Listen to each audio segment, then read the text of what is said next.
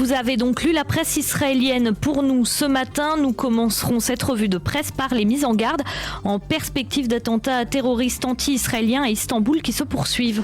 Oui, effectivement, le Israël Hayom parle de combat tactique entre Israël et l'Iran sur le sol turc avec la révélation par Israël de l'identité de celui qui planifie les attentats anti-israéliens. Il s'appelle Hossein Tayeb. Le quotidien gratuit promet par ailleurs un été particulièrement tendu en Turquie. Le Yediot Ahronoth parle d'avertissements très précis contre un attentat anti-israélien en Turquie. L'état-major de lutte antiterroriste continue d'exiger des Israéliens qu'ils quittent sans délai la ville d'Istanbul. Là encore, le quotidien révèle l'identité de ce Hossein Tayeb qui, paraît-il, a développé une obsession anti-israélienne et qui considère que son échec à concrétiser un attentat ou un enlèvement anti-israélien affecte actuellement son autorité et son prestige. Et Benny Gantz, le ministre de la Défense, lui promet une réaction d'une extrême puissance en cas d'attentat anti-israélien. Les Iraniens, dit-on au sein des forces israéliennes, veulent, je cite, du sang israélien. Dans son commentaire dans le Yediot Ahronoth ce matin, Shimon Shifer considère que Naftali Bennett a commis une erreur en fanfaronnant sur les éliminations de savants ou d'officiers iraniens de ces derniers mois et qu'en réponse, Israël a reçu ces menaces d'attentats iraniens en Turquie. Et puis en marge, la presse israélienne cite le New York Times qui révèle des informations sur des centrales nucléaires iraniennes particulièrement retranchées. Oui, cela ressemble beaucoup, pour ceux qui ont vu le film Top Gun qui vient de sortir, au scénario d'attaque mentionné dans ce film. Le New York Times révèle en effet que Téhéran construit actuellement une centrale nucléaire enfouie plusieurs dizaines de mètres sous terre et protégée par des montagnes.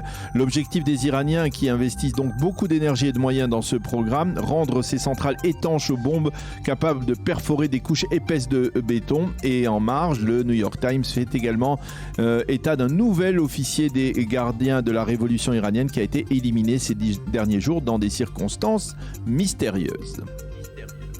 Et dans ce contexte, Daniel, les éditorialistes israéliens nous préparent à la visite de Joe Biden en Israël, mais surtout en Arabie Saoudite mi-juillet. Oui, Stmandar Perry, dans le Yediot Ahronoth, écrit que la visite du président américain va être analysée à la loupe par les organisations américaines des droits de l'homme, alors que MBS voudrait en profiter pour faire une photo seule avec Joe Biden. Ce dernier essaiera de prouver que la seule raison de son passage en Arabie Saoudite, à Jeddah en particulier, est la création de cette alliance régionale dont on parle ces derniers jours face à la menace du nucléaire iranien.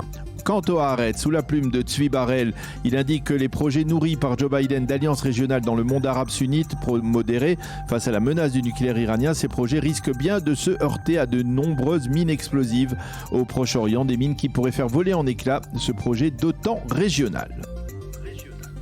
Et les quotidiens parlent d'escalade de la violence en Judée-Samarie et à Gaza. Oui, aussi Yoshua fait d'ailleurs un lien dans le Yediot Ahronoth entre la tension qui se maintient, on l'a dit, à Istanbul et celle qui grimpe en Judée-Samarie et également dans la bande de Gaza à l'approche de la visite de Joe Biden dans la région. Yoshua mentionne en particulier l'élimination vendredi par des soldats d'élite de Sayeret Golani d'un commando palestinien à Jenin, vendredi donc, et le tir d'une roquette palestinienne durant le week-end en direction d'Ashkelon, et ce pour la première fois depuis l'opération Gardien du Mur il y a un an.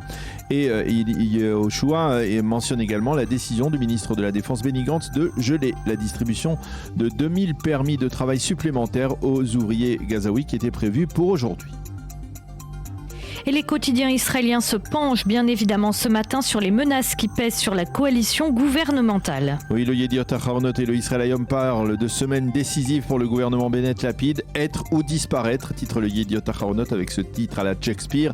Le gouvernement vacille et la législation est paralysée. Le Yediot Ahronoth estime que tout est entre les mains de Nir Orbar. Si le député Yamina décide de se placer résolument aux côtés de l'opposition, alors on peut envisager dès mercredi le vote d'un projet de dissolution du Parlement en lecture préliminaire. Si par contre Orbar choisit d'hésiter, alors la coalition pourrait tant bien que mal se maintenir jusqu'à la fin de la session d'été de la Knesset.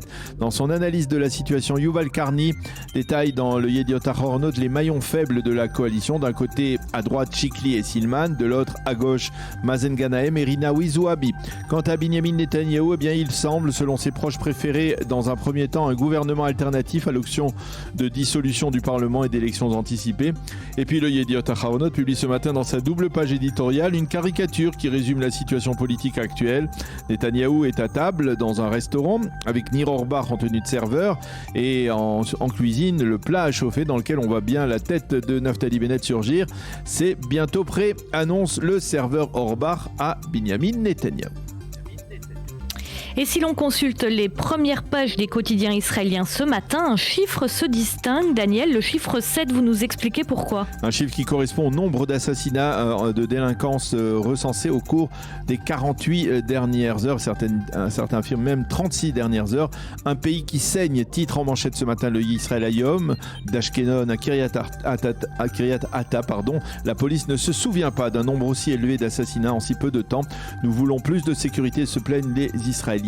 7 morts en 36 heures, annonce le Yediot Ahronot, et les quotidiens détaillent chronologiquement ces assassinats. Il s'avère que 5 des 7 victimes sont des Arabes israéliens, ce qui fait dire à Jalel Banal, dans le spécialiste du secteur arabe israélien dans le Israël Hayom, que dans la communauté arabe israélienne, si l'on veut vivre, eh bien, il vaut mieux être sage et prudent qu'avoir raison, car les pouvoirs locaux dans la région sont toujours faibles face à la délinquance dans ce secteur. Fin de citation. Ben Dror Yemini consacre lui aussi son éditorial ce matin à cette violence dans le secteur arabe israélien, et selon lui, derrière la délinquance qui se manifeste dans cette communauté, eh bien, on peut déceler une augmentation du sentiment de nationalisme palestinien, nationalisme qui se traduit donc par des vols dans des bases de Tsahal, par des vols de terre dans le Negev. C'est pour certains arabes israéliens une manière de montrer qui est le véritable souverain sur cette terre, dixit Ben Dror Yemini.